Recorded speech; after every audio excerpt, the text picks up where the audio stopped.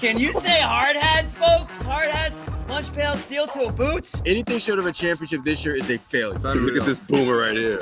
You've just got so much talent here. Somebody said we need to apologize for Jalen. Can I pull the John? What are we apologizing for? What did we say? What did we do?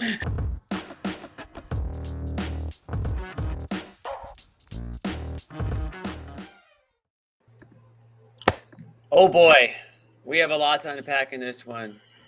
Welcome in, everybody. It's Jimmy Toscano here with the real Bobby Manning and the one and only A. Sherrod Blakely.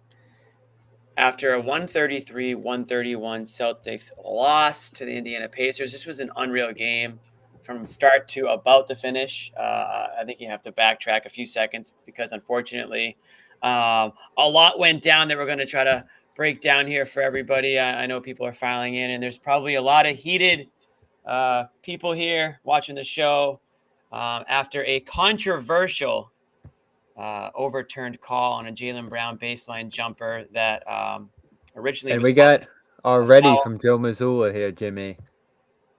Said Buddy Hield told him he fouled Brown. Yeah, well, so spoiler alert, Bobby. Geez, I was trying to bring us into this here. I'm just kidding. I imagine everybody watching the show knows what happened, but Jaylen Brown goes up for a potentially game winning game. Yeah. Game Go ahead, yeah. Baseline. Go ahead basket. Go ahead jumper. Go ahead. Yeah. Right. Yeah. Go ahead basket and gets called. Foul gets called on him. The play gets challenged by the Pacers, and the replay specifically clearly shows that Buddy Hield, while going up to block Jaylen Brown's shot, while he did touch the ball, his arm hit the back of Jaylen Brown's head. Plain as day.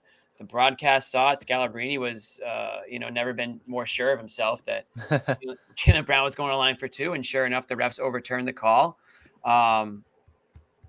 We don't know why yet. I imagine we're going to get some answers. I would hope. We don't know if there's going to be a pool report from this one, Sherrod, but there is going to be the last 2-minute report that will come up the next day. A lot of good that's going to do, right? It's not going to change the outcome, and so frustrating one. We'll start there, Bobby. And there's a lot more to this game and to the ending than this, but obviously this is the thing that everybody wants to talk about right now. So, Bobby, your thoughts? Yeah, certainly. Buddy Hield admitting he fouled him. It's tough to get a better affirmation than that on what happened on that play. The refs obviously said in the review there that the contact with the ball happened first, from behind there. I can't pull up exactly what the call was initially on the floor, but obviously they looked at it and went with the block, however they called that. Brown just ends up missing there. So it's a tough call, certainly, especially looking back on it over and over again here. But you go down the other end, you have an opportunity to stop and force overtime. I know you didn't love the contest, Jimmy, getting in too close by Porzingis on Mathurin.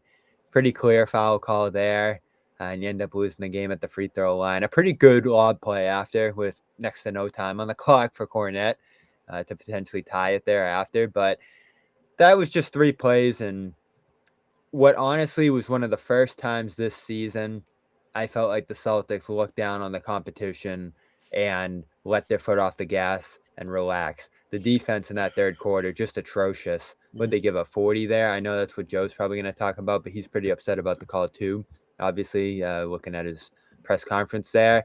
But Halliburton goes down in this game, and you get outscored by about double digits the rest of the way. You lose this third quarter by 11, tie the fourth.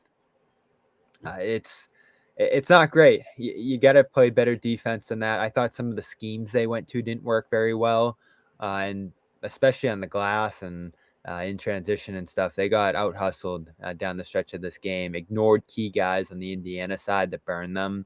This wasn't a great performance, and it's always the case, but I think especially in this one, this had a lot more to do with the middle portion of the game than how the game ended. Sure, I want to go before we break down the whole game. I do want to focus on just the end here. So, just your thoughts on the last few plays, the Celtics' decision to go to Jaylen Brown on those back-to-back possessions there. Your thoughts on Brown's shot selection and I guess the call or the non-call. Well, first and foremost, it shouldn't have came down to those last 2 or 3 minutes. The Celtics, even without Jason Tatum, should have won this game. When you look at the missed free throws, you look at the missed opportunities, you look at the blown assignments defensively. There's countless mistakes that they made in the second half that put them in the predicament where you needed the referees to see what 99.9% of the rest of us saw, which was Jaylen Brown get hit on the head. Now, was it a smack him upside the head, knock him on his ass type of foul? No, but the multiple replays that I saw on TV and the ones that the broadcasters who were watching the game saw, and I'm not talking about Scal, I'm talking about both Indiana, they're radio folks as well as the Celtics. Everyone pretty much thought that Jaylen was going to the line to shoot a couple of free throws. And the foul on Porzingis at the end, that was a no-brainer. I mean, he clearly was in the guy's space, and he fouled. And that was a legit call. But to me, and again, I've been singing this tune for a while, and I wish that at some point the NBA would step in and do something about this. When referees make mistakes, that means they're human. I get it. But there are certain mistakes that are blatantly obvious, just like when you hit a guy between his legs as a player, you're going to get fined for that, right? But if, let's say, I'm reaching for a rebound and there's a scrum down there and I just accidentally maybe elbow you down there, you're probably not going to get a fine for that because it just happened to go that way. Missing this call it's egregious. This is how do you miss this call? When literally everyone else who saw that call, who had a comment on it, whether you were for the Pacers or against the Pacers, felt that he fouled them. And the man who got away with the call admitted to Missoula and those guys that he That's fouled. Unreal. And so when the 2-minute report comes out and it says that, we got that call wrong, there should be more than just a my bad for the ref. There should be some punitive punishment for blowing a call like this. And this is the problem with not just the NBA, but the NFL now too. They've basically scared players and coaches and everybody, and they fined them enough where these guys feel like they can't say anything, and there are no repercussions. What was the repercussions for the officials in the Cowboys-Lions game when the officials blew that one, right? And the Lions players after the game, they knew exactly who reported it and when and why and how, and they still felt like they couldn't say boo about it because they were scared about what was going to happen to them if they said the wrong thing. The NBA, I don't know. Jaylen Brown hopefully said he might say something after the game, but again, is he going to get fined for telling the truth? Yes. So it's like exactly. So you don't even know what you can say anymore, but it's pretty obvious that was a missed call, and it's one thing to miss it live. But to go to a review, and the call on the floor and overturn it, and you had to overturn it on top of it. So that's always frustrated me, Jimmy, with the NBA replay. I feel like NFL leans more toward the play on the field. I don't know if that's necessarily the rule in the NBA, Sherrod. It probably should be that the call on the court gets the benefit of the doubt there, and there's certainly nothing inconclusive about that replay that says no foul.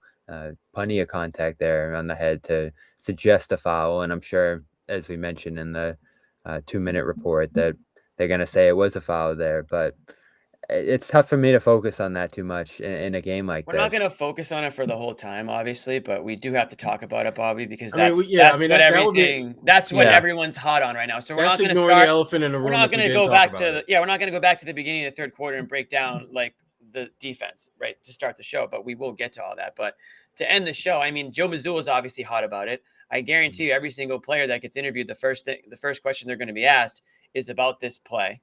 And so we have to talk about it. So I think it was good for us to get it out of the way. Now, is it the reason they lost? No. Not the only reason they lost. No, it was a factor, but it wasn't the only reason. Of course. And like you said earlier, Sherrod, it shouldn't have gotten to that point. One of the things, and again, if we're going to talk about the foul that wasn't, we should talk about the shot. I hated the shot to begin with. And when the whistle was blown, I was like, wow, that's a bailout before I saw the replay. I didn't think either possession from Jaylen Brown was a smart one. And not just because he missed, but both shots were with people in his face, off balance, rushed. And it almost feels, again, remind me, this is supposed to be the best starting lineup in the NBA. And I know they didn't have Tatum tonight, which is a big part of that, but there are options on this team. Why does it just assume that the ball has to go to Jaylen Brown? It was like the broadcast basically said, well, I guess you're going to Jaylen Brown here. Why? Why is that the case? Here's the problem I have with that. And you know, Jimmy, I'm not a big analytics guy. I understand their value and they do have a purpose. But the one analytics number that I do tend to pay attention to, particularly with the Celtics, is who performs in the clutch. When games are tight, late in the game, who's their best clutch player? And the eye tests and the analytics tell me the same thing. It's Derek freaking White. Freaking White. He is your best player in the clutch. I don't understand why you are not running sets that give him the ball with 10 seconds or less on the shot clock. That's what I want, because I know in that moment he's going to make the right decision. That doesn't mean he's always going to score, but he's going to make the right basketball play. And he's been with this team long enough. He's proven himself many, many times that he is the best fit for that. And it drives me mad when I see that. And I love Jalen. He's a great player. Look, all the praise that Jalen has earned through the years is just that. He's earned that. But damn it, when I got the game on the line, I need one basket or one play that's going to get us over the hump. I want Derek White to make that call. Why? Because he is literally statistically and eye test wise the best player with ball handling skills in that situation. I don't understand it. I keep telling myself that maybe Joe was just giving guys this, equal opportunity, democratic way of doing this, and that he's saving Derek White for the playoffs, and Derek's going to be the guy in late game situations in the playoffs. And there's a part of me that says that would be really, really a very utopian-like way of looking at this, but that ain't reality. This is who they are. They're going to lean on Tatum and Brown in those end of the game, late game situations, because for 3 quarters, they've been either the first, second, third best player on the floor. But when the game is when all the chips are at the center of the table and I got one hand to play, I want that hand to be the one that Derek White is playing. Yeah, and honestly, all 3 of their biggest concerns, Sherrod, honestly reared their head in this game. You're down 2 rotation players. You didn't get great play from the bench in this one. Thought Pritchard was solid, but other guys Pritchard got outsparked tonight. I hate to say it. He got outsparked. He got by his doppelganger. Yep. Yeah, Indiana's bench owned them tonight. So that's one concern out of this game. Second, the lack of free throw attempts, certainly in this one, another issue for the Celtics. They just continue to struggle to exploit that against this Indiana team. They finished with 29, but early in that first half, it took them a while to get going there, and then they missed 9. So you couldn't beat them at the free throw line. That was certainly another area where you could have taken advantage of Indiana in this game. And then the late game offense, as you mentioned there, Sherrod.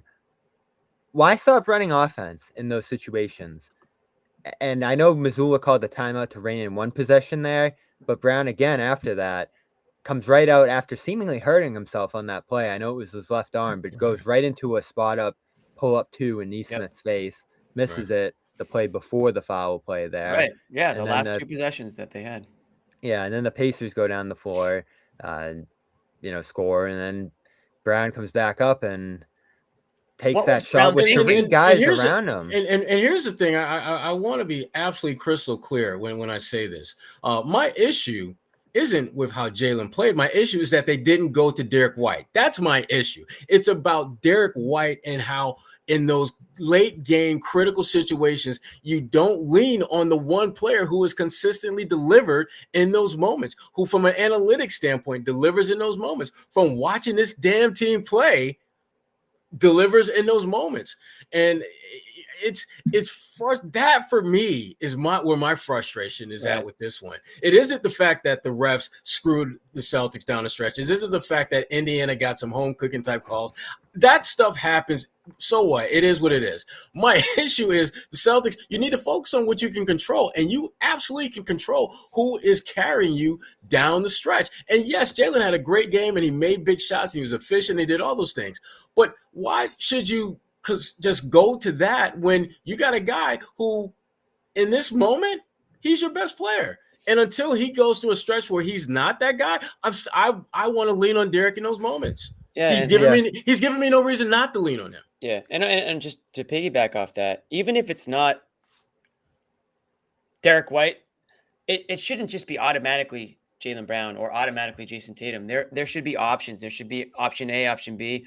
Run a play, get a guy open off the inbounds. They're great off Tatum's inbound in the plays. chat. Tatum's in the chat. There he is. I'll read this since it's up here. Bobby, the point is it was a blatant blown call that potentially decided the game. Everything else from before that doesn't matter when the ref swings the outcome of the game. Sure, bad shot. I don't care.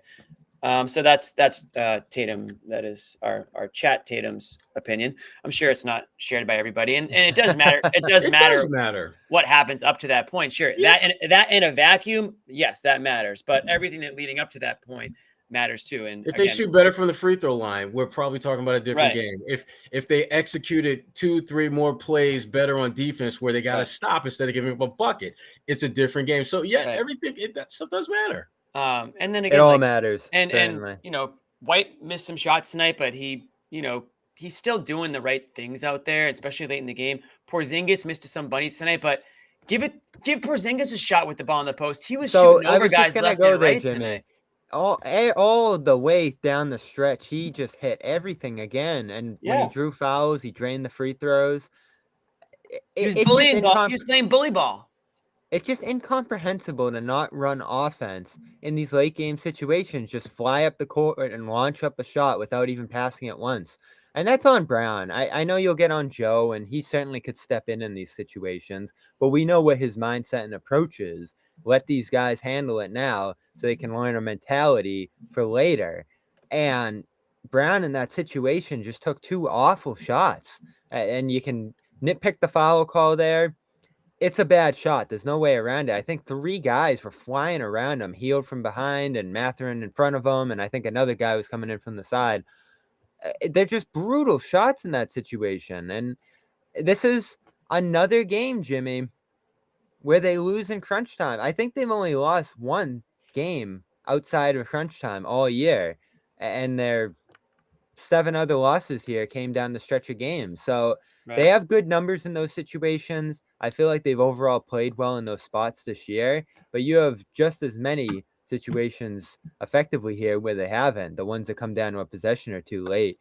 I think I'll probably parse through some of those here tonight to see how many of them actually came down in the last couple of possessions here. But you had something that was working there, Jimmy, with Porzingis. Yep. And letting him attack mismatches, and you completely bail out the Pacers by playing one-on-one offense in those situations. That's not what got you in the position to win this game. Right. When you start to play head down, hero ball, ISO mode, it's again, you're not going to get away with it. I want to follow up with a question. You're talking about how the Celtics got away from things that were working for them and maybe went in the wrong direction late in games. Is this a Joe loss? I'll ask you first, Sherrod. Is this one that we can pin on Missoula? Not just for the last few possessions, but you can go back to the beginning of the fourth quarter. I don't necessarily agree with the lineup choices that he went with in that fourth quarter. I know you got to give guys rest, but do you have to give Brown, Porzingis, Hall? Do those guys all have to sit together for an extended period of time? Could those have maybe been spaced out a little bit? In theory, you could have. But the way they let McConnell run around them, I mean. But Jimmy, here's the thing. In this particular game, when you're missing 2 rotational players with Hauser and Tatum out, I think you probably do some funky things with your rotation that you normally wouldn't do because you'd have those guys available and the domino effect that having them available creates. So I don't know if I would put this one on Joe individually. I think that there was a bit of blame pie to go around with this one. Certainly. Yeah, I mean, Joe gets some of that. I think Jalen, who had hold on, Sherrod. Let's play. All right. Let's play the blame pie. Here we are. We've got an updated blame pie for this loss specifically, guys. As you can see, we've added Adam Silver to the mix. We've added the referee, the official who blew the call. He's there in the blue. We've got Missoula. We've got, I don't know why Porzingis is on the blame. Oh, yeah, because of the foul at the end of the game. Yeah. So we've got a few options here. Take your slice, Sherrod. I would say if I had to give a big slice to any one of these folks. Wait, is that Z? That's me, yes. What the hell is he? You know what? He barely got on the floor. He gets blamed because he's part of that rotation he's part of that lineup that shouldn't have been in there in the fourth quarter. That screwed things. You know what? He actually played if I had to give the biggest slice of this to, I would probably give it to Missoula. Just because, again, I don't think he was fully to blame, but I think there are certain buttons that he neglected to push that might have been key to them getting over this. It's interesting, too. Some of the looks they went to in the zone, I thought, allowed Pacers to get on the offensive glass. You certainly weren't having any success ignoring certain guys. I know you had the back and forth there between Andrew Nembhard and Joe. It sounded like that was stemming from the Celtics kind of ignoring him out there with Luke Cornett through those stretches, and Nembhard didn't kill them, but other guys did when they played away from them. Mathurin at the 3-point line in this one was amazing. He had his shot going, and not enough coverage on him as he got going here in this game. Other guys, Turner on the offensive glass, Jalen Smith on those post-ups hurt them at points. So they were off balance all night defensively, and they couldn't find an answer. So that's probably what you pin on Joe. So are you taking the Joe slice? Or what slice are you taking? Probably the biggest. I got to get this blame pie off the screen at some point. Probably the biggest. Just eat the damn pie, Bobby. Come on. He probably gets the biggest. I mean, Jalen, he's right there with Joe, though. I mean, it's a phenomenal scoring night, right? And it's one of the best we've seen from him in terms of just hitting tough shots and getting to the line and dominating mismatches. But you go into the fourth quarter, and I don't know what he finished with, but he went into the fourth quarter with 1 assist and 5 turnovers. We got Jalen's stat line. I'll toss it up here. He had a 40-point night. 17 for 26, 40 points. I can't give him a huge slice of blame play because he literally kept them in the game. I'm not giving him the blame. He doesn't get the blame pie, but he deserves to be on in the pie because of the shot selection decision making late in the game. It's not his fault that the call was overturned. And maybe he. How about the bench? They're up there too. Put him on. Well, I think Svi was he's representing the face. Yeah. Yeah, he's the Even face. though he came in and got 2 offensive rebounds, but those were tough. That's messed up that he's the face considering he played the least amount of minutes. By the way, those were other than Delano Banton.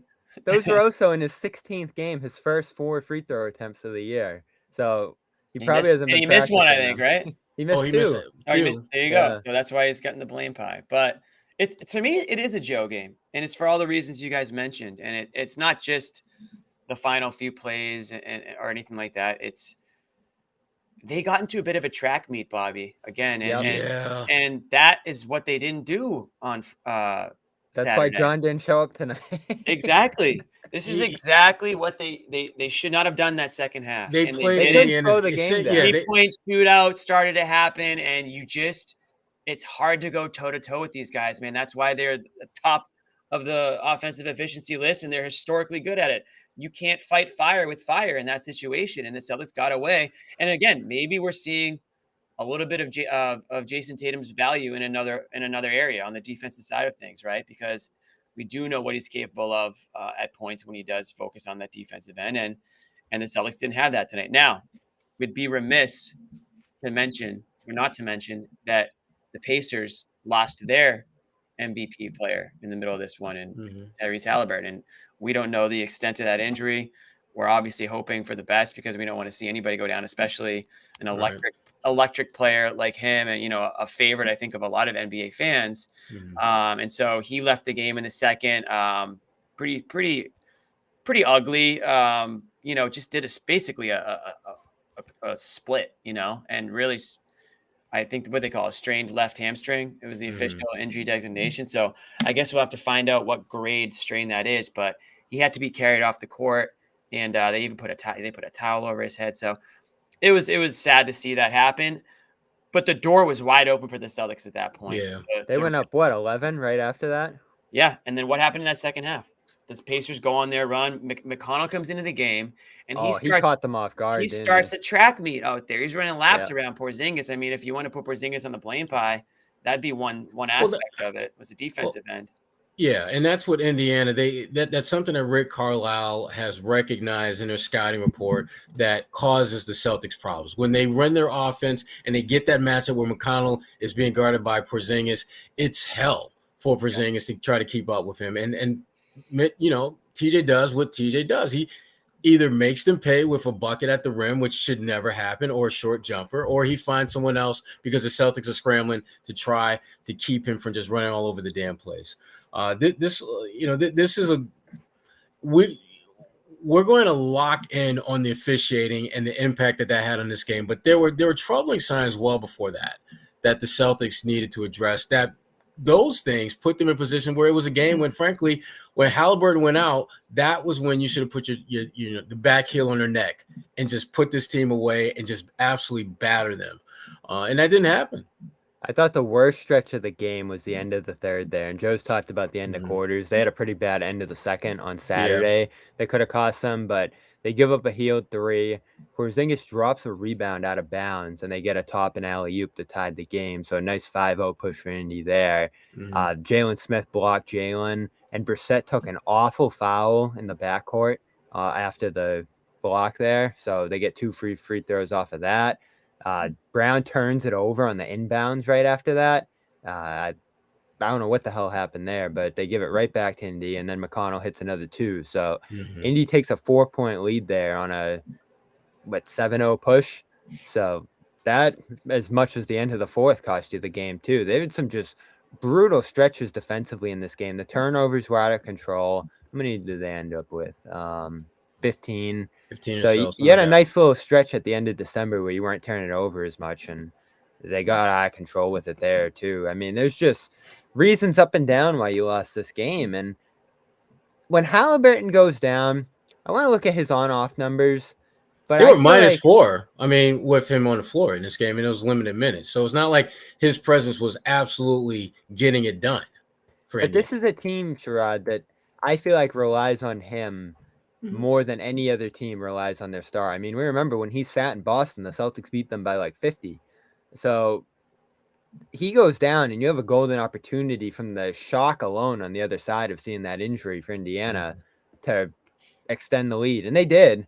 But then they just came out in the third, Jimmy, and I can't think of any other reason why they slipped up there other than, Halliburton's out, we're good. Yeah, they just thought Indiana was going to roll over. And I don't know what the hell made them think that, because this team, the way they're built, the way they play with or without Halliburton, that's just not who they are. This coach, the way he coaches teams, that's not what Rick does.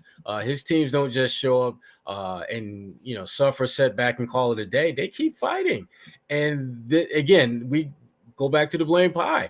That's where your coach has to tell you, if he doesn't tell you, he has to show you the importance and value of, okay, this is our moment to put this damn game away. I know we got a quarter and some change left to play, but this moment we need to get dirty. We need to be feisty. We need to put this team in their place. We're the best team in the damn NBA. Now it's time to show it. We can't talk about it. We got to show it now. Right. And they didn't. They didn't have whatever mojo they needed to remind them that this Indiana team may be down their best player, but they are wounded. They're a wounded team, and those are some of the scariest opponents you can face, because you literally have no idea how they're going to come. They have nothing to lose at that point, and that's a scary opponent. Remember Saturday, Sherrod, the physicality Boston played with offensively, and they had moments in this game, but this Indiana team is so bad defensively. Again, you can get a mismatch on any play with any guy. And I felt like they took Hield out of this game attacking him. He had a pretty rough night. But Mathurin, that's a guy you probably could have attacked more and made him work and fatigued him so he wouldn't kill you on the offensive end. I felt like they let other guys on the lineup up and down there just go free offensively. I mean, defensively. And when you're running offense that's just attacking head on, you're not putting guys in actions. You're not making the defense work. And that's the story of this game for me, is that they weren't able to make some of the guys further down the lineup work there, like,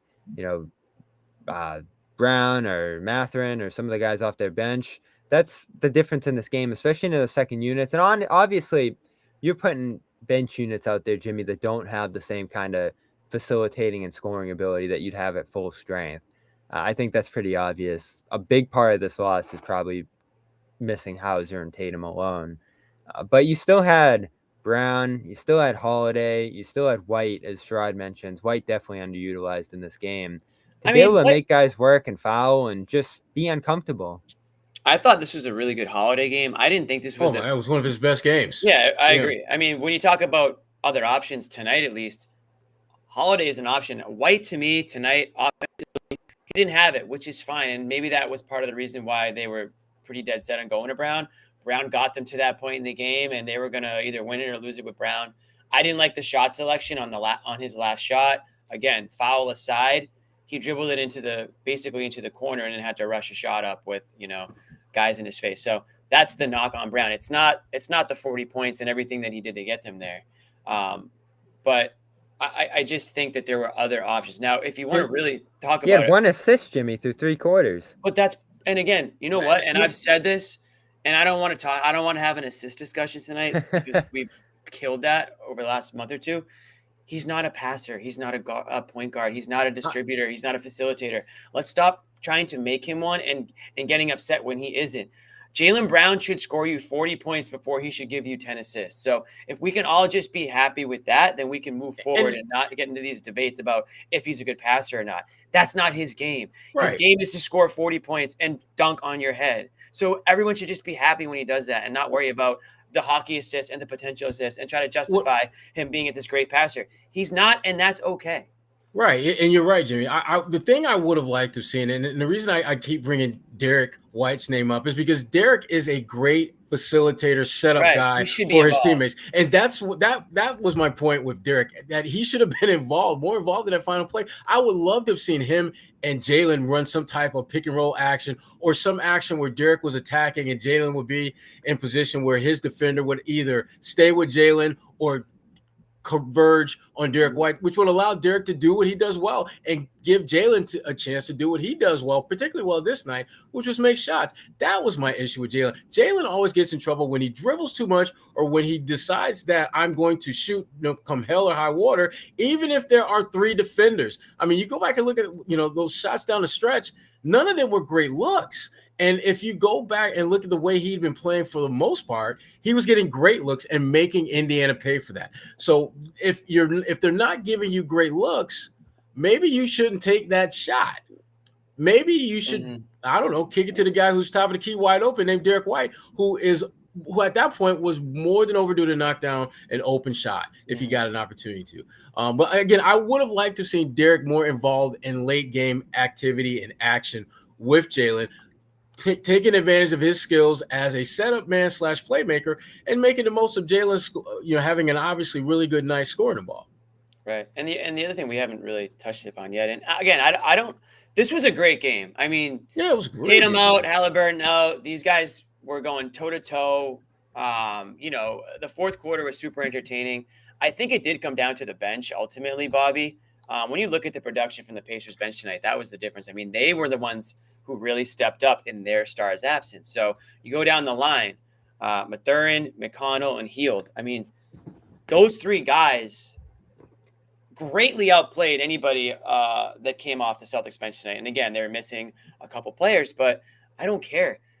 So this is an interesting discussion a month out from the trade deadline. Do you have enough depth here if you're down 1 or 2 guys in the playoffs, particularly when you're not even sure if your top end depth is ready for the postseason between Hauser, Cornette, and Pritchard, who don't have a long run of playoff success. Pritchard has that 2022 run where he played, but Hauser and Cornette haven't played playoff basketball at all. And then down the line, you'd be very worried if any of those guys got into a playoff situation. You got to be healthy. If they aren't healthy, it's over. Right, but you do potentially need one guy who could be insurance. And that's what Mike Muscala was last year, right? If Rob was going to go down, their plan was to put him in the mix, and it never happened. Everybody drink Muscala reference. No, but I mean, a month out from the deadline, seeing a game like this, I think, is important. And probably a reason why the Celtics rest in a place like this is, can your depth step up and sustain with multiple guys out? And obviously Tatum's an extreme example. If Tatum's down, you're done. But, Hauser going down, you put Banton in that first half, and he was a disaster. 3 quick fouls. I think he had a miss inside. They couldn't go back to him again. And then Svi, played with some energy there, but a couple free throw misses. So that was tough. Cornette 1 of 4. He was okay. Nothing great. Easy. At times bad defensively. So this wasn't a great matchup for him. And you might see Indiana in the playoffs. So all of a sudden you don't have a depth center who can give you good minutes there. So it's going to be interesting, Jimmy. And we've had this debate over and over again.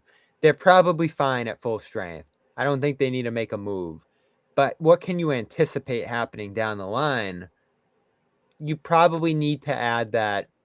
But we've kind of talked about the fact that they can't really. So the way that it shakes out, they'd have to trade 3 or 4 of their bench guys, including Pritchard, or I mean, that's what I think you've kind of Yeah, if you're gonna go and summarized it get that a, way. if you're And gonna by go, the way, I have no qualms with trading Pritchard. My point is, you're going to trade 3 or 4 guys on your bench. You already have a thin bench. I mean, they're going to be looking for guys off the street at some point if they trade too many more of these guys. right, I don't think you can do that. And I know Jake Fisher threw out there interesting Chris Boucher. I think like Olenek, I think like Isaiah Stewart, just too expensive. Too You expensive, can't right? you can't give up a Pritchard for a center. So you're looking for, I think, the Grant level TP guy, and it's gonna be like a Fontecchio, A who? Conchar. It's gonna be one of those guys that you really never even heard of or think about, but might be important if they can give you some minutes there on the back end. But I think what's tough for the Celtics right now, Sherrod, is that they really do like these bench guys, and many of them have been playing well. Honestly, I thought Brissett got off to a really good start in this game, and then missed free throws and shots killed him.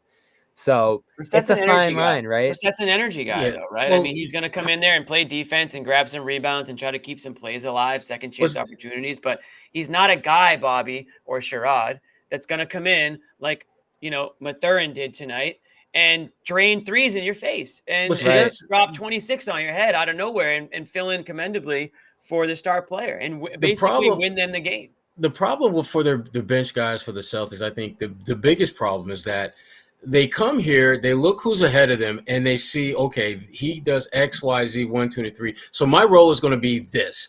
And when the opportunity to step outside of that role, like tonight, they don't seem comfortable making that change. Like if I am Brissett and I know that Tatum is out, I know that Sam is out, I'm probably going to look for ways to get some points when I'm out there. And that doesn't mean I'm taking a bunch of shots from 3-point range, but that hustle plays that I make, when I grab the offensive rebound and I kick it back out, or the defensive rebound, that I will, I might start the break myself and get it up the half court to Drew quick, and then we run our offense quicker, and maybe I'll get it back. I'm going to do something different, and in theory, because what they need from me in that moment is different. And there seems to be a disconnect when these players have opportunities to play more significant minutes, to tweak whatever role that they're usually in to the role that they need to be in. They seem to struggle making that transition. Whereas you look at a that team was my like point. These are all good complementary guys, Sherrod. yeah, But they're not depth fill-in guys if you do lose a piece or two here in the playoffs. if you want a big meal, these are nice side dishes, but this is not the steak. This is not the caviar. This is not the leftover, And we've said that with Cornette too in all our debates. Like when he's your third depth guy, it's awesome, and I think he's really good. But if he's filling in for Horford and Porzingis, you're done. So listen, Jimmy, you're right. You have a top-heavy team. That's how you built this roster this year. Great. Everybody understands that, but I also think you have to position yourself if something did happen for even one game in the playoffs, right? Some guys, just recovering from a bumper bruise the night before and just really can't give it a go, or he's really struggling to play through something. You don't have guys that you can turn to further down the lineup to step up and fill in those positions. At least 2 down. Like 1 down, you can probably survive outside of Brown and Tatum. 2 guys like you were tonight gets really difficult because you're playing Shvee, you're playing Banton, you're playing Brissett big minutes. So this is a tough spot for those guys who I think have overall fared well this year. But tonight against a tricky matchup. It's a good team. They're just a good team. We No, don't but need this is a we don't tricky need to matchup for them sugarcoat too, it. Jimmy. Well, why? Because they just play up They tempo and space running you out, gun. the up tempo, and Right, but the way that they guard makes them too. good. Yeah. I know Carlisle was talking about Sherrod, but they did some really good things defensively on Saturday that I felt like tricked the Celtics, who want to drive and kick. But the Pacers are leaving that rim open more often than not. And the Celtics don't feel super comfortable taking that, it feels like. They want to be able to drive and kick and produce threes. Joe and if we're going to put anything on Joe in a situation like this, it's the adaptability to be able to go inside aggressively. And credit to Brown, right? He did that on Saturday. He did that tonight. But no one else on the roster looks super comfortable going to that outside of Porzingis when they got him the ball. So this is a weird matchup, Jimmy. This would be a very challenging playoff series for them. Oh my gosh, depending this would on be Halliburton's worst case scenario. Yeah. So, Sherrod, you mentioned entrees, and that got me thinking about our good friends at HelloFresh. Let me get that comment off there. Our good friends at HelloFresh, guys. So HelloFresh.com/CLNS free. You want to use the code CLNS free and get free breakfast for life, guys. What is HelloFresh? You get farm fresh, pre-portioned ingredients and seasonal recipes delivered right to your doorstep. Skip trips to the grocery store and count on HelloFresh to make home cooking easy, fun, and affordable. That's why it's America's #1 meal kit. Yesterday was Sunday. Let's be honest, you sat on the couch and you watched football all day and you didn't go food shopping. Well, that's okay, because if you had HelloFresh, you'd get your food delivered right to your door, so you wouldn't have to go waste a Sunday at the supermarket and fight through lines and deal with annoying people. You wouldn't have to do any of those things, Sherrod, right? I mean, Exactly. that's a Facts, my veteran dog. move. Yeah, backs my dog. Exactly. So you want to enjoy your Sundays. You want the food delivered to your door, healthy, not the takeout trash that isn't gonna fall in line with your New Year's resolutions and your new diet and everything like that. So HelloFresh comes in. It makes saving time your breeziest resolution with quick, convenient recipes delivered right to you. You can choose your meals and select your delivery date. They handle the meal planning and shopping. All you have to do is open your weekly box of pre-portioned ingredients and step-by-step recipes to get to cooking. I know Bobby's had it, and you guys, the food's legit. It's better Super than what you're fresh. gonna figure out on your own. Like if you're a bachelor out there and you just don't want to cook, but you want to maybe like start that. At some point, guys, we do have to grow up a little bit. We still have to start cooking things, and I think HelloFresh is a good Enough with the introduction. apps. Those stupid Exactly. apps on your phone. You're like $50 to get Oh my God. McDonald's. We're not even going to say their names because they're such a ripoff. And it's bad. It's getting worse too. So go to HelloFresh.com/CLNS free and use the code CLNS free for free breakfast for life. That's one breakfast item per box while subscription is active. That's free breakfast for life at HelloFresh.com/CLNS free with code CLNS free. America's #1 meal kit. Secondly, guys, we have one more great sponsor that I want to pull up here as my computer crawls through. FanDuel. The chat's mad I brought up Grant. I didn't even bring up Grant. I brought up the Grant You TP. did say his name, though. You said his name, and that is enough to get everybody fired up. You said Grant's name. Oh man. You said, who else did you say? Mike You Muscala. said Muscala's name. Muscala. You said Cornette's name. You're batting 1,000 to get people pissed off tonight, Bob. Hey, how about that tip by Cornette real quick? It What didn't a go play in, that would've Bobby. been. It did not go in. It was a good play, though. It was a great call. Great call. And it was, I mean, We got Bobby on Cornette cam right now. How you Sherrod. enjoying those snacks down there, Sherrod? wonderful. I didn't know. Well, where are my lemon squares? Yeah, they're there. They're I there. got everything there but my lemon somewhere. squares. And Yeah. that was talking Cornette. Now I'm going to talk to you guys. Oh, that's not it. Jesus, now look at me. Now look at me, Bob. You got me all over. Okay. FanDuel. Guys, the NFL season has concluded, but the playoffs are upon us. And what better way to get involved than to fire up a little betting, right? So you want to go to FanDuel.com/Boston. All you have to do is place a $5 bet. You don't even have to win it. You can be as bad of a gambler as I am and just lose all of your bets, and you'll still get $150 in bonus bets that you can use for the. We got a nice football playoff slate coming up. We've got an NBA. Obviously, NBA games are going strong. I guess you just want to. National championship live right now. Yeah, I mean, clearly the Pacers had taken clearly the officials in tonight's game had bet on the Pacers for this one. So maybe they did their $5 bet on the Pacers, and that's why this game ended the way it did. I want to make sure I hit the points here. So right now, again, new customers get $150 in bonus bets guaranteed when you place a $5 bet. That's $150 in bonus bets. Win or lose, easy to use and fun to play. You can do live same game parlays, find bets in the new Explorer tab, make a parlay. People love the parlays, and there's a national championship game on it. Yeah, Do we know the score of that game? What's the score of that game? 20-13 Michigan. Okay, that's a fun one. Maybe a little live bet on that one. Get your bet in. I have Washington 5.5, Jimmy, on FanDuel. I do too, actually, Bobby. I like that number. We're a lot. riding together. It looked kind of sketchy to start, but it looks like Washington's righted the ship a little bit. Yeah.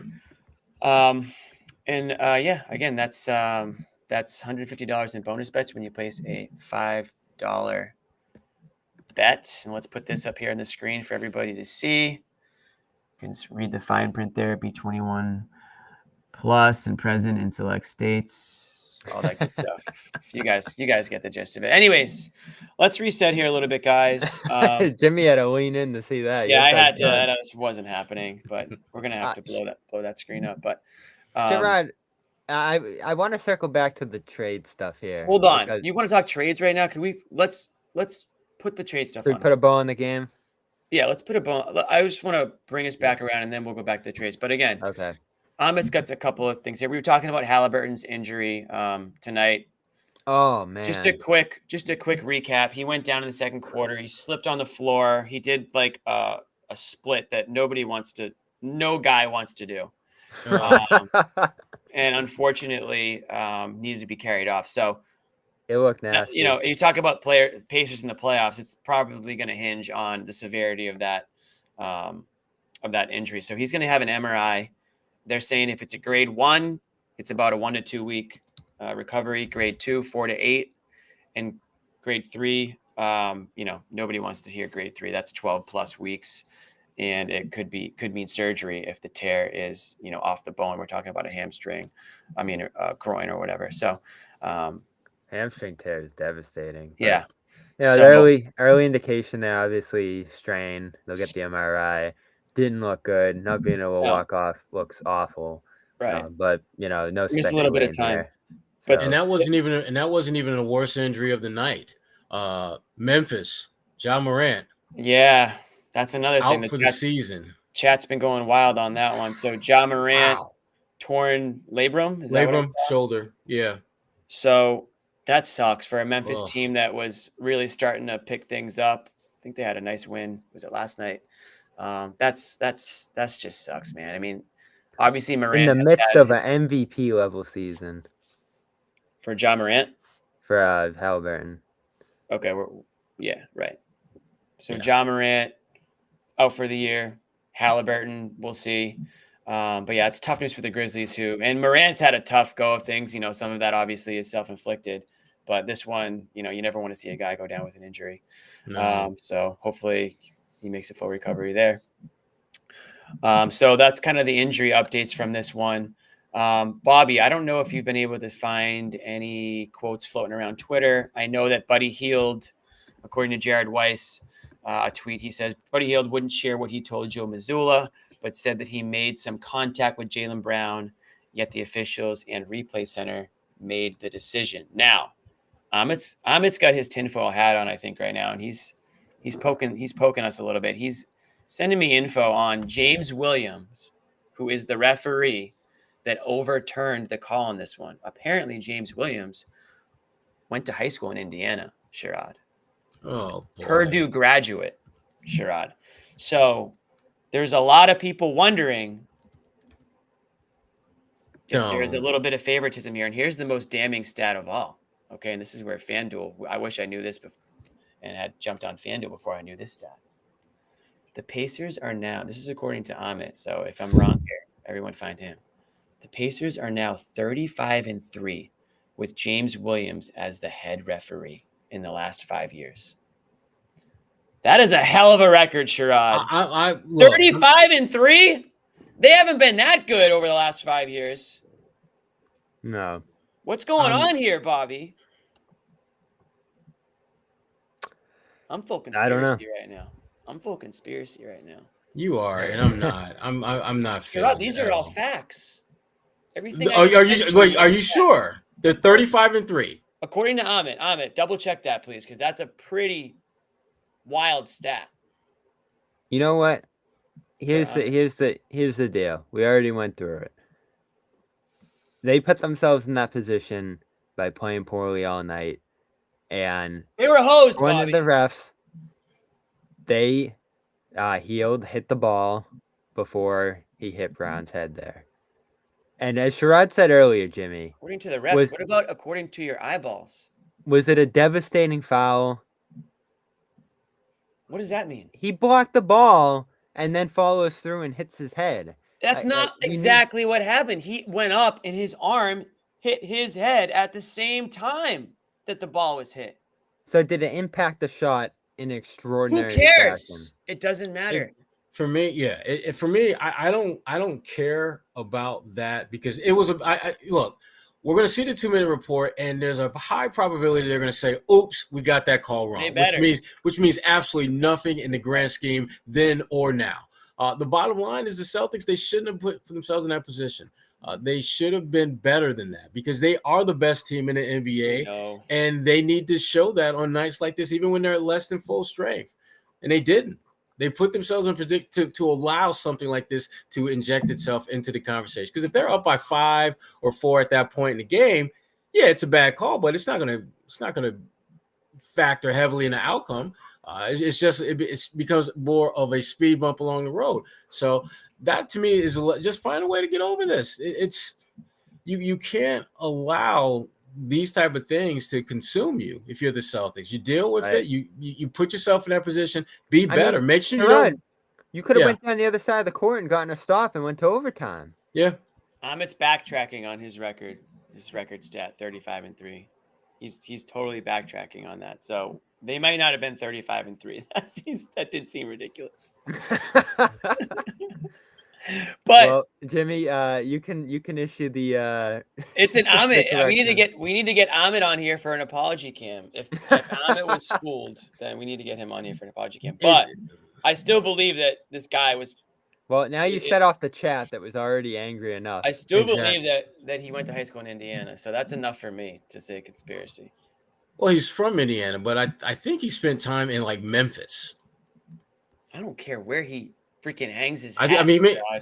Well, you sort of do because we were having this conversation. I'm trying to figure out how the hell he made that call. There's got to be a reason behind it. He's got to be a Pacers fan or something. Nothing else makes sense to me.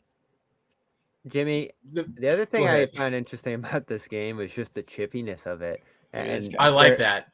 We're looking forward to the end of the month. Obviously, that was Buddy trolling Joe a little bit. Wasn't it interesting? There was some animosity. What do you mean Buddy was trolling Joe? Go on. By telling him he followed him. Oh. Yeah, just being like, we got away with that one. But beyond that, you saw Nembhard chirping at Joe during the game. And then Isaiah Jackson tried to fight Luke Cornett after a post-up play. And Luke just kind of walked away. So there was some tension on that Indiana side. Obviously, Neesmith, his normal, inspired approach against the Celtics there. Some big plays from him throughout this game. I mean, Indiana gets up for this matchup. There's no doubt about it. And it just feels like these two teams are on a collision course with the playoffs. They're going to play again at the end of the month for the fourth and fifth final time here. So another one's coming down the road in a couple of weeks here. And the Indiana, hopefully they'll have Halliburton for that one, but they just continue to challenge the Celtics in a pretty unique way. One that was pretty similar to how the Thunder challenged them last week. So these are two teams emerging with styles that can bother the Celtics here. And I know the chat's pretty upset about Sherrod, but if you want to get on Joe for another thing in this game, they played big for a lot of it. Those Hornet and Horford combinations on the bench, Horford and Porzingis to start and close the game. Those weren't great duos for the Celtics against what the Pacers were doing on the other side. Even with Jalen Smith out there, I mean, he was taking it to Horford at times. Mm-hmm. Well, I think a lot of that has to do with the fact that Joe, if we're being honest and candid, has more trust in his bigs than he does his non-rotational wings and guards. And that's why Brad said what he said the other day, right? Need another wing. And he's right. I mean, you have at this point we're almost halfway through this season, and there's still trust issues with some guys near the end of the bench. And it's not because Joe doesn't like them or believe in them. It's just that they're just not that good. They haven't been good all season. And even when they've been given opportunities like tonight to showcase what they can do, they come up short. This was a golden opportunity for Svi to have a career night. And Ben, look, Ben I think is a nice kid. He's running out of time. I just don't think he's an NBA player. To be I think back to some of the comments that Nick Nurse made about him, early on, which was very telling. And I don't know what it is that Joe sees in him other than the fact that I need a warm body to get out there on the floor who can run in offense. What about Lamar That Stevens? seems to be what it is. I mean, to be honest. Lamar, that's the mystery one to me. I They don't know just what won't play him. Well, there's just something that we don't know, that we're not seeing, that justifies in Joe's mind and the mind of that coaching staff why to keep this guy on the bench. Because when he plays, he's not perfect, but his athleticism and his energy, he looks like a guy that if you're looking for a guy to give you something defensively at the wing position and can maybe play a little bit bigger, he's a guy. But that's not happening. They want to play a lot of zone in this one too, which Banton's used to. And again, that first stint for him was just so bad that they couldn't go back to him. And then, going to Svi, like I mentioned, Jimmy, you're coming in the fourth quarter. I know Scal was hitting on this. It's a tough position to play your first minutes at the start of the fourth quarter in a close game, especially when you typically don't play. And that's why I lean Joe in my blame pie, and I know you guys kind of did too, but I just thought there were some weird rotation decisions. I thought the timeout, again, at the end of the game, that lineup to start the fourth was pretty staggering. It was wild. In a close game against a team that can score 10 points within 15 seconds, you kind of put your guys behind in that situation, and they had to claw back. Good for them for doing it. But if we're going to give Jaylen Brown criticism, we should give Joe Missoula criticism because they had a timeout to use. Celtics get the ball back on that Pacers miss. Why didn't they call a timeout right off the bat? Draw something up. Good point. We're criticizing the players for, freestyling out there, but there's Joe Missoula on the sideline as he's been doing for the last 2 seasons now with timeouts that apparently he's saving for another, like a rainy day. I don't know. Draw something up, call a timeout, get your guys together on the same page, drop a play for Sherrod's guy, Derek White, if that's who should be getting the ball. But they have options on this team to just give the ball to Jaylen Brown and say, do your thing. They're better than that. They don't need to do that. They have other opportunities to score, whether it's Porzingis, whether it's White. Holiday was hitting shots tonight. He had one of his best offensive nights. Aside from his boneheaded, I don't know what the guy thought when he thought he could dunk from the free throw line. That was the only criticism I have for Holiday tonight. And that was a fourth quarter turnover. By the way, I want to just show this. I'm not going to play the video here, but look at how this play starts. I mean, you have 3 guys on Jaylen, and White is just screaming for the ball. Right. And as you mentioned, Jimmy, they have a timeout there to use in that spot. This is so Joe, this is what I call scramble mode, Bobby. If you're Joe right here, you could call a timeout and reset. Well, I think right here, if you're Joe, you're thinking he's going to swing it to the wide open guy. Or that, right. Because if he swings it to Derek has really 3 options: either step into a 3, step into a 3 dribble drive, swing it to your left, and then that leads to an Al Horford. Is that that's Al Horford in the corner? Porzingis. Yeah. Who do you have there? You have Porzingis and Porzingis and Horford. Yeah. So if you swing it to Derek White, he's either going to take the shot or he's going to make the assist or the hockey assist. That's what's going to happen. Hey, look at is that someone in there is ignoring Horford. So I mean, they just stacked the deck against Jaylen. Yeah. Carlisle was just like, everybody get in there and just load up again. Well, that's the thing. I mean, Bobby, it's like everybody knows what's going to happen, Right. I mean, he swings it to Derek. I mean, that's you're going to get it. Jaylen took a tough shot when you could have swung it and got a great shot. Great shot. Right. Because either Derek is going to shoot that, Porzingis is going to shoot it, or Al's going to shoot it. But one of those 3 guys is going to have a great look. And it goes back to decision making. It goes back to communication. It goes back to coaching. Have the guys with that mindset. On the final play, you should know it. If you're not going to call a timeout, it should be because the guys already know. Right. Make the right play, Jimmy. They say that all the time. And it's not sometimes the right play. Sometimes you as a coach have to make the right play and call a timeout, which is the right play.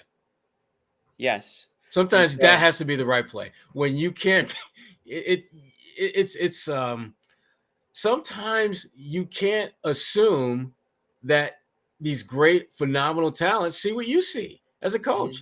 Sometimes you've got to actually sit their asses down and say, okay, look, timeout. We need to get a really good shot here. Let's draw something up. They clearly weren't organized there. And no. This is going to be the debate, Jimmy, going into the playoffs. I think I asked it last game, the level of faith you have in Joe here. This is a team that sometimes I think needs a little bit more of a pull from the sideline, a little bit more structure in these moments, especially. And he just seems too conditioned to let it roll out. I mean, remember game 3, I think, of the Philly series last year, Sherrod? Mhm. They just let the play run, and they don't even get a shot off at the end of that game. And I know they learned later with the white play to end game 6, they ended up getting a shot off there out of a timeout. But Think about this, Bobby. you know who they are at this point. Bobby, when was the last time we had a conversation about a Joe Missoula ATO? We haven't.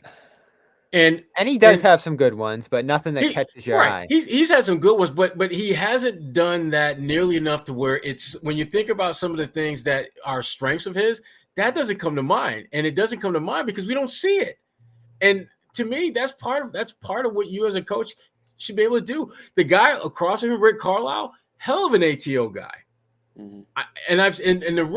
Rick's one of those coaches. Sometimes he will call a timeout like after his team is down 4-0 to start a game because he's sensing that this 4-0 run is about to become a 10-0 run because my guys, they need to reset and recalibrate, and I need to get their minds right.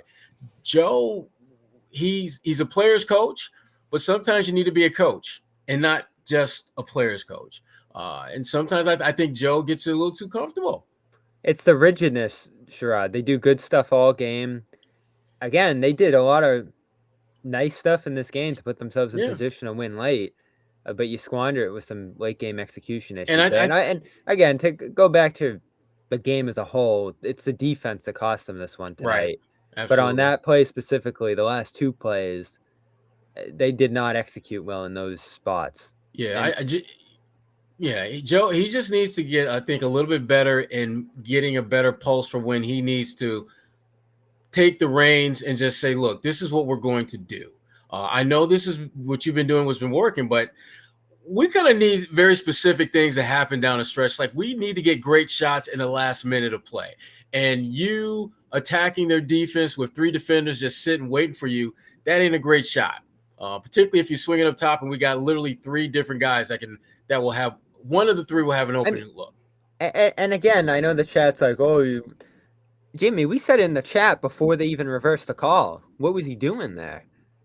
So it wasn't about the foul call or the reversal or anything like that. We said from the start, even before they overturned it, that wasn't great. Even when it looked like it was about to turn into 2 free throws potentially for the game right there. Right. So you have to compartmentalize both things. You have to be able to say, okay, it wasn't a good decision to dribble into that, corner, basically baseline, and you kind of had blinders on in that situation.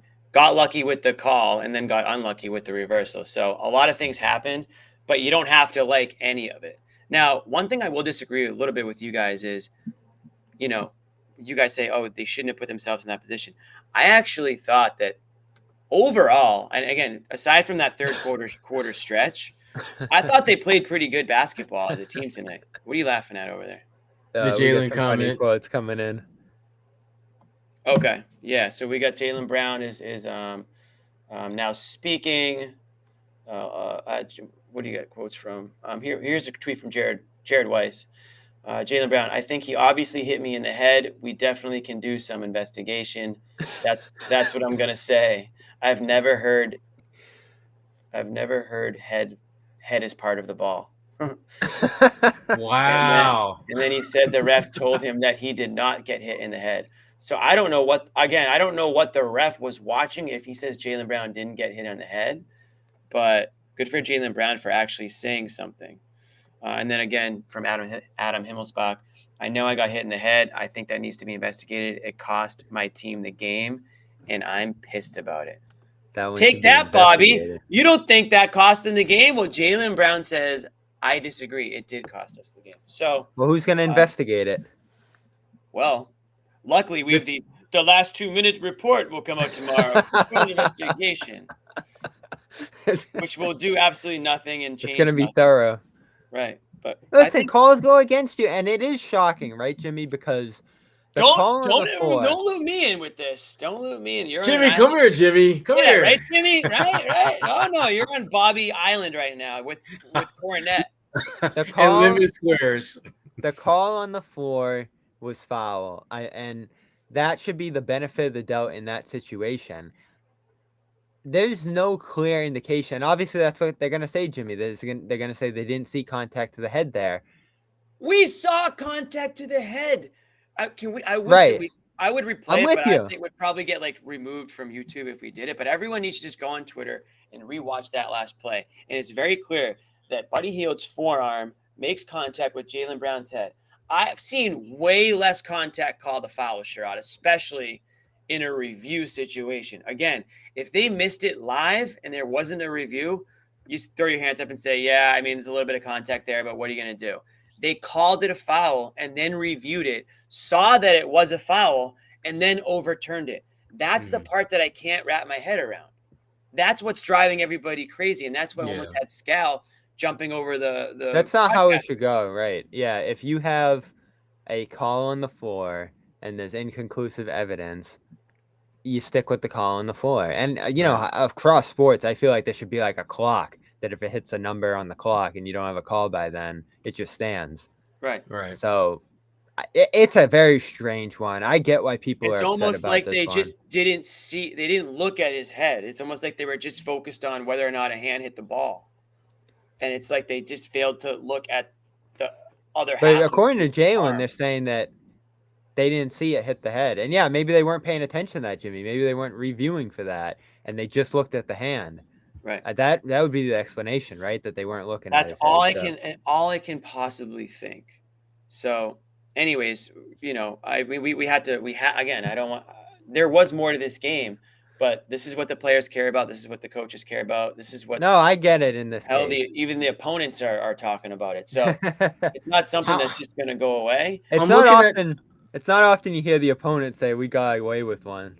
Right, like as they're walking off. I'm watching the replay on X right now from someone who posted it, and you can see, like, literally, you can see Jalen's head move. Yeah, he might have a bump. He might actually have a bump. If I'm Jaylen Brown, I'm walking around with an ice pack right now. I'm doing the Paul Pierce, Sherrod. Because you can see, you can see, and that's why Jalen was so confident, because you literally see when his forearm comes across his head, the head tilts to the left. Yep. If I'm Jaylen Brown, and this is very petty, but I'm a petty. I'm rolling up to the interview with a big ice pack on my head, like when Paul Pierce did it against the Pacers too. I think that was against the Pacers. Remember when Paul? This was probably same ref. Yeah. This was before Sherrod. This is before Sherrod was covering the Celtics. I think he was in Detroit, but way back in the early years, Paul Pierce got hit in the head. It wasn't him and Al Harrington used to go at it. Yeah, and he showed up to the press conference with like a wrap around his head and just made a big ordeal about the fact that he got screwed out of a call. I think that's what Jaylen Brown should have done, but it's you know, it is what it is. It's sour grapes, I guess now, but it's still something that you know, we're going to be talking about. And again, on to the next one. 3 biggest issues from tonight. Go. Free throws, ability to slow the game down, as we talked about, Jimmy, and execute in the half court. And then on top of that, your depth. Well, to me, late game execution was for me, that was one of the bigger takeaways. They just didn't. They didn't make the smart plays when they needed to make them. But those control too. But before that Sherrod, I mean, it was a 3-point shootout. Shots were falling. It was a great, you know, final stretch of minutes there that unfortunately is overshadowed by the way it ended. But that's why I'm like a little hesitant to say, oh, like they shouldn't have been in that position. I give Indiana a ton of credit for playing the way they played, and I don't necessarily think that was a Celtics issue. I do think that there was a little bit of a stretch where the Celtics didn't come out as hard as they needed to in that third quarter. And that's been a pattern, I think, a little bit for them. Maybe they thought that they could run away with it with Halliburton out.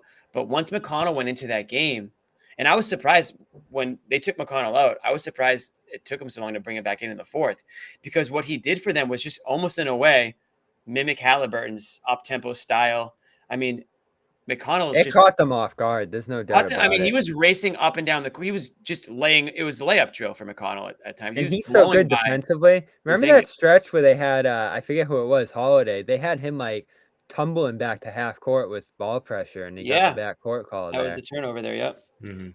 Yeah, So I think he definitely caught them off guard, and that was a great coaching move on he's their really end. good. I mean, there's been some teams around the league. Underrated. I know the Suns were super into him a year or two ago, and I'm sure there was interest elsewhere in him. I always wanted the Celtics to go for him. I thought that it might happen, but it's too late now. But a couple years ago. Yeah. But he's just been one of those guys. That's his game. I mean, when he gets that ability, when he was on the Sixers, that was his game. You know, like he's just all over the place. And again, let's put this in perspective. Celtics come out of this one loss with Tatum down, feeling bad about a call.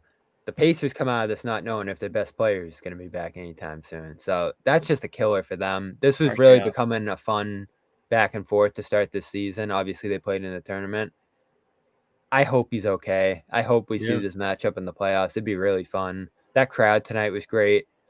And they just continue to play great games, going back to last year. So to see if Halliburton goes down and that team struggles to keep it together the rest of the way, this is tough. But, we'll wait and see what the prognosis is on that injury. I did want to ask you before we get out of here, Sherrod, though, does tonight make you feel any more like this team needs to make a move?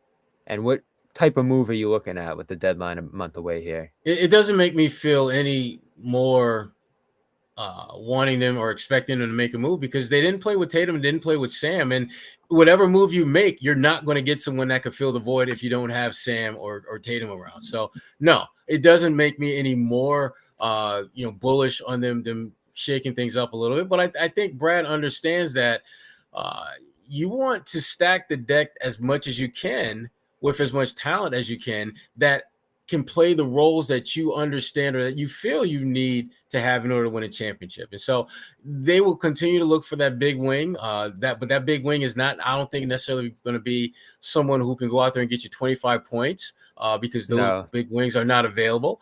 I think it's going to be someone that's a little bit more on the defensive side of things who can make an open jump shot. I think that's what you're looking for. Someone who can come in there, give you some minutes at that 3-4 spot, maybe a little 2 guard, who can defend and make an open jump shot. You know who you're describing, Sherrod? And it's pertinent with Morant just going down. If Memphis falls out of this, I think John Conchar is a really good fit here. Yeah, he can work. That's who he is. That's his game. He does all the things you just mentioned. Take, Bobby? He fits the TP. He's signed for multiple seasons. A first? Hell no. I'm not giving no damn first round pick for him. We forgot Bobby doesn't give a rat's ass about draft. But what else are you gonna offer, Sherrod? You get it first. If that's a first round, it's got to be one of those conditional ones that becomes like a couple of second round picks if it doesn't fall within a certain range. That I can live with, but I'm not. No. A first round pick for a guy that might be your ninth rotation guy. Well, what'd they give up for? What the hell are you talking about, man? It's 2 seconds, right? Damn it, Bobby. Yeah, that's what I'm saying. Damn it, Bobby. I should tangle you after that. No. First round pick for a guy that half the leagues, half of the NBA fans have probably never heard of. Jimmy, do not do that, Jimmy. No. I'm not going to, but he's testing. 2 or 3 seconds then? Testing me. Yeah, I could. No, 2 most. Dude, 3, hell no. You can have all the seconds. I don't give a shit. Yeah. Although I'm sure that they matter now because of like salary cap purposes and all that shit. Maybe 2. They do need their first. You're right. They got to hold on to their first if they can. But again, beyond Brissett, who we'll see. He's who he is. He's showing a little something right now, but you're right. He is what he is.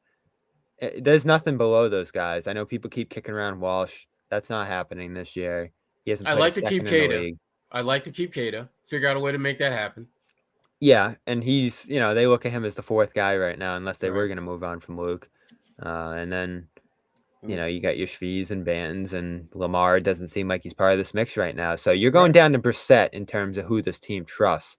And once you get beyond that, the bench hasn't developed enough trust in terms of you. No. And again, we're nitpicking now, and something catastrophic would have to happen to get to this point. But the Svi, Banton, Lamar portion of this bench hasn't proven itself enough to be able to, contribute. And, Jimmy, you could potentially, if you see a buyout guy you like, trade 2 or 3 of those guys just to offset the money for a guy like Conchar if you're not going to use those guys anyway. And then you can go out and get a buyout guy. That's what I think happens.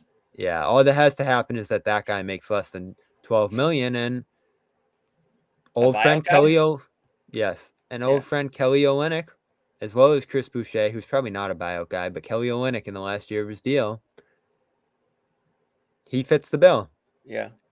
And he obviously, when we talked to him the other day, sounded like he was interested in a reunion. So would Danny help them out and bail him out, let him go to the Celtics? That'd be a real impact scoring upgrade on the bench, wouldn't it, Sherrod? But you have to understand and remember we're talking about Danny. And so you're willing, like you're open to giving up a first round pick. Danny's gonna want 3 for Kelly or something insane like that. But he's an expiring deal, which makes it a little different than it was a year ago. You think Danny cares about that?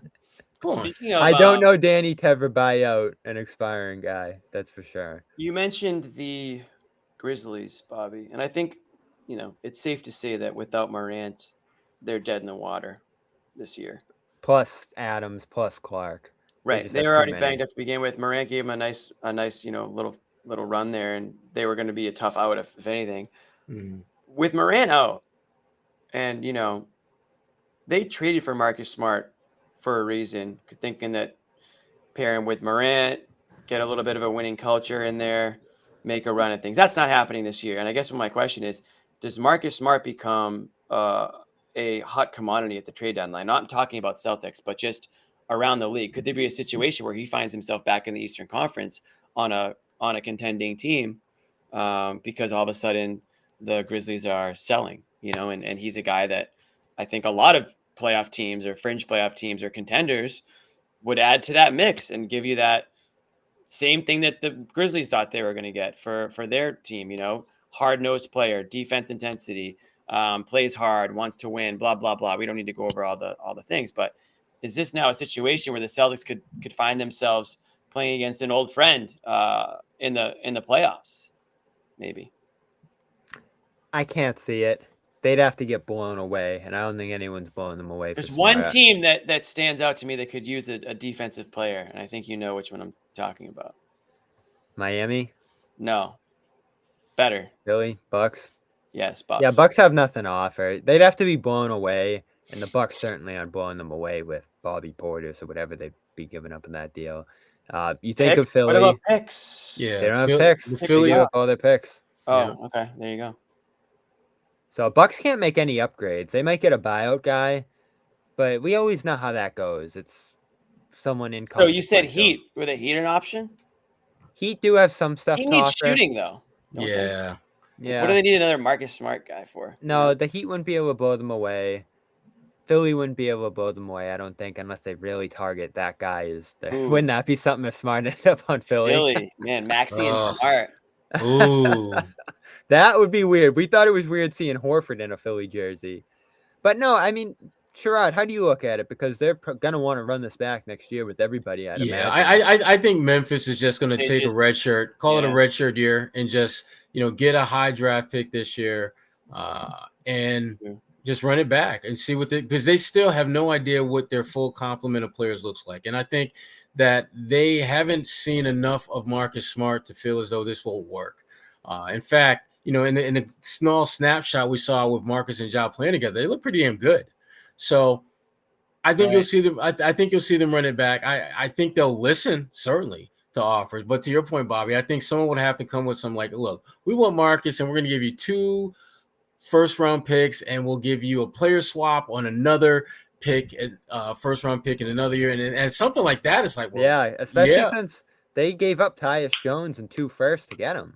Right. So they paid a hefty sum to get him. They'd have to be blown away in terms of future assets to turn back on that. Plus, I don't think they're in the business of looking to the future now. They have to start to think about how can they make this work in the near term heading into next year, because this is just a tough year for them to lose here. This really looked like the year where they were going to build on the 2 seed last season and I the thought they playoff were trip the they've made. And they were the team that they were my surprise team of the year, the team that no one was talking about that could make some noise because of the success they had last year. And you added defensive, pests like Marcus to the mix. It made a lot of sense that they would be a problem for teams. But obviously the injuries, it's just they have some too much for them. questions. Yeah. They have some questions. I could see them doing a bunch of stuff, but Smart trade, I can't see it. And of course, the Celtics can't trade for him because they gave him up in the same year. So Right. you can cross that off the list. Not happening. Yeah, let's not start that talk up. Anything else, guys, about this game? We've gone for an hour 20. I'm sure you guys want to wrap it up. Let's wrap it up. Move on to Timber Pups, who are no longer the Timber Pups. They're Wolves, man. Big badass Wolves at this point. That's a They've rematch. been struggling a little bit recently, though, right? We'll look at their recent scores here. But they're still top 3. They're still top 3 in the West. And they gave the Celtics a lot of trouble in that game earlier in the year with their length and ability to throw multiple guys at both Tatum and Brown. When you think of Edwards, who was excellent in that game, and McDaniels, who's an all-defensive guy. Rudy, far, far away front runner for Defensive Player of the Year right now. They're playing double big, so Celtics don't have a great advantage if that's a look they're going to there. You're going to want to be fully healthy for this game. If you're shorthanded here, Minnesota just has too much stuff to throw at you. And they lost to the Mavericks yesterday, beat up on the Rockets the game before that, lost to the Pelicans, lost to the Knicks. So they've lost 3 or 4 coming into this one. And they actually play tomorrow in Orlando. So they're coming into Boston on a back-to-back. Yep. Ooh, okay. Yeah, it's a tough stretch for them. It's a tough stretch for the Celtics because then they got the Bucks the next night, Thursday, right? So I will be there, Jimmy. Pacers, Timber Pups, and Bucks. You're going to be in Milwaukee? Yep, flying to Chicago, your taking return. the train up. Your old stomping grounds. You and Joe Sway had some fun out there last playoffs. Milwaukee? 2 playoffs ago. Yeah, that was fun. Yeah, 2 ago. They all run together now. They do. But, they do. Yeah, a couple of big games coming up here. So, are you any concern for Tatum? Didn't play tonight. I know, Bobby, you kind of hung on to what Missoula said. Yeah, and Missoula is not great with the medical update, so he might have misspoke here. But he said pregame Tatum had a severe ankle sprain, and he played through it. And it was weird how it lingered. He certainly needed a couple off games at this point. It hurt in that Sacramento game, I want to say, right after the Warriors game where he suffered it. So it's a little while ago that he suffered that now at the beginning of that West Coast trip. It's mid-December. We're talking January 8th now, still dealing with the effects of it. So, you know what you always say, Sherrod, take a little time off here if you need it.